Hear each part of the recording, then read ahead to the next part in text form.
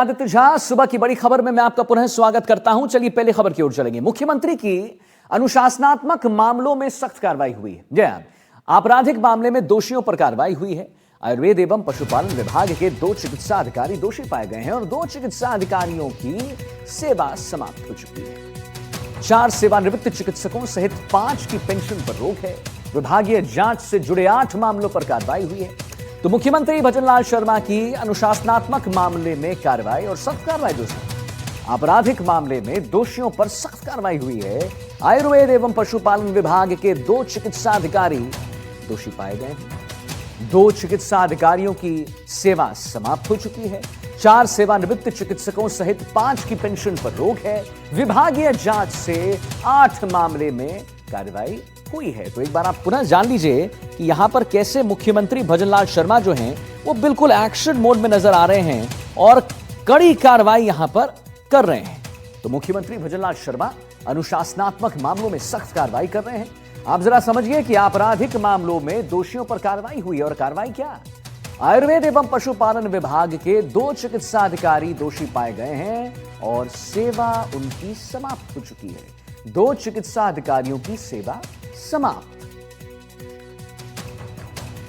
विश्वास हमारे साथ फोन लाइन पर जुड़ गए, हमारे रिपोर्टर विश्वास। 2 चिकित्सा अधिकारियों की सेवा समाप्त, एकदम एक्शन मोड में नजर आ रहे हैं सीएम भजनलाल शर्मा। क्या और भी कार्रवाई होगी क्या आने वाले समय में? देखिए, लगातार इस तरह की कार्रवाइयां हो रही हैं। मुख्यमंत्री भजनलाल शर्मा के साफ स्पष्ट आदेश है कि किसी भी प्रकार की कोई भी काम में लापरवाही नहीं बरती जाए। साथ ही किसी प्रकार की कोई नेग्लिजेंस काम में या फिर कोई करप्शन किसी तरीके का अगर होता हुआ पाया जाता है तो बिल्कुल सख्तता से लिया जाएगा उसको और उसके बाद में कार्रवाई की जाएगी। इसी के चलते हुए ये दोनों जो चिकित्सक हैं इनके ऊपर कार्रवाई की गई। और आपको बता दूं मैं, आदित्य, की लगातार इस तरह की कार्रवाइयां हो रही हैं। अभी कल ही भ्रष्टाचार के मामले में 0 टॉलरेंस की नीति अपनाते हुए पीडब्ल्यूडी के एक एक्सीएन को निलंबित करने का निर्णय भी मुख्यमंत्री भजनलाल शर्मा की ओर से लिया गया है। जिस तरीके से जालोर के जिले में जो सड़क के काम में गुणवत्ता में कमी पाई गई थी उसको लेकर के निर्णय लिया है। तो ठीक है विश्वास, बहुत बहुत धन्यवाद विश्वास महत्वपूर्ण जानकारी देने के लिए। अब चलिए जरा आगे बढ़ें और जयपुर में सीएम भजनलाल कैबिनेट की अहम बैठक हुई, उसके बारे में जरा बात कर लेते हैं। देखिए, बैठक में वाहन स्क्रैप नीति, आर्टिफिशियल इंटेलिजेंस और रिफाइनरी को लेकर अहम फैसले लिए गए हैं। बैठक के बाद राजस्थान सरकार के मंत्रियों ने फैसलों की जानकारी दी। एक रिपोर्ट आई, आपको दिखाते हैं।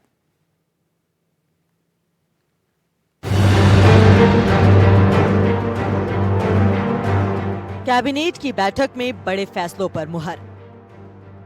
वाहन स्क्रैप एआई नीति को मंजूरी।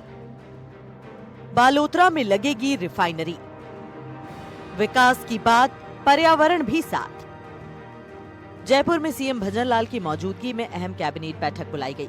बैठक में बड़े फैसलों पर मुहर लगी है। बैठक के बाद बुलाई गई प्रेस कॉन्फ्रेंस में भजनलाल सरकार के मंत्रियों ने फैसलों की जानकारी दी, जिनमें प्रमुख तौर पर राजस्थान में वाहन स्क्रैपिंग नीति का अनुमोदन किया गया।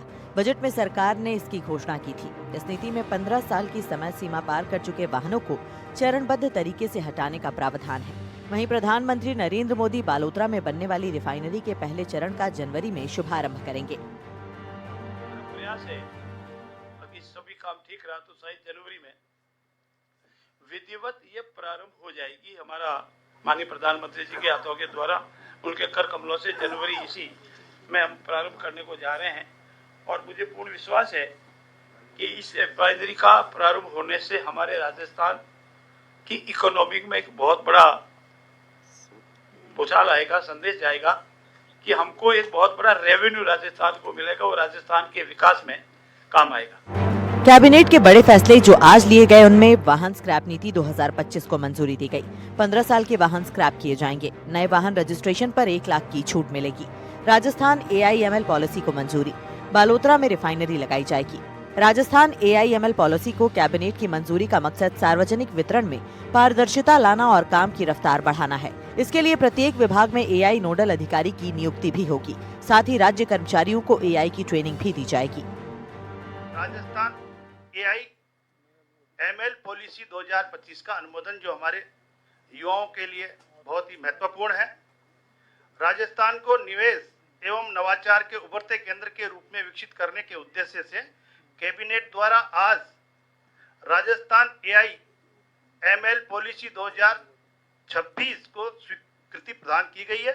इस नीति का उद्देश्य एआई के उपयोग से सार्वजनिक सेवा वितरण को अधिक त्वरित, पारदर्शी एवं नागरिक केंद्रित बनाना, प्रशासनिक दक्षता में वृद्धि करना एवं नवाचार आधारित आर्थिक विकास को प्रोत्साहन करना है। इसके साथ ही बालोतरा में 9 MMTPA की क्षमता वाली रिफाइनरी लगाई जाएगी। रिफाइनरी को लेकर मंत्री जोगाराम पटेल ने पूर्व की कांग्रेस सरकार पर भी जमकर निशाना साधा। मुख्यमंत्री आदरणीय अशोक गहलोत जी सिर्फ सुर्खियों में रहना चाहते हैं और उनके समय में जो समझौता कंपनी के साथ हुआ, अगर वो अस्तित्व में रहता तो न रिफाइनरी बनती न राजस्थान का कहीं हित होता। जमीन हमारी थी, पानी हमारा था, तेल हमारा था और जिस टर्म में समझौता किया गया था उसको राजस्थान को कुछ भी नहीं मिलने वाला था। आज मैं धन्यवाद दूंगा राजस्थान की सरकार और पूर्व मुख्यमंत्री वसुंधरा राजे जी को, उन्होंने रिव्यू किया। मैं धन्यवाद दूंगा नरेंद्र मोदी जी को कि उस वक्त उन्होंने उसका समर्थन किया और ये नया एमयू हुआ 2017 में और राजस्थान का हित सुरक्षित हुआ। इसीलिए अशोक गहलोत जी को ये कहिए कि अपने समय के एमयू और वर्तमान समय के एमयू को मिला करके फिर कोई कैबिनेट में लिए गए अहम फैसले सरकार का समावेशी और विकास परक विजन दर्शाते हैं। सरकार एक और वाहन स्क्रैप पॉलिसी से पर्यावरण को भी संतुलित रखना चाहती है, तो दूसरी ओर एआई नीति के जरिए युवाओं के भविष्य को भी सुरक्षित रखना चाहती है। Bureau report, NDTV, Rajasthan.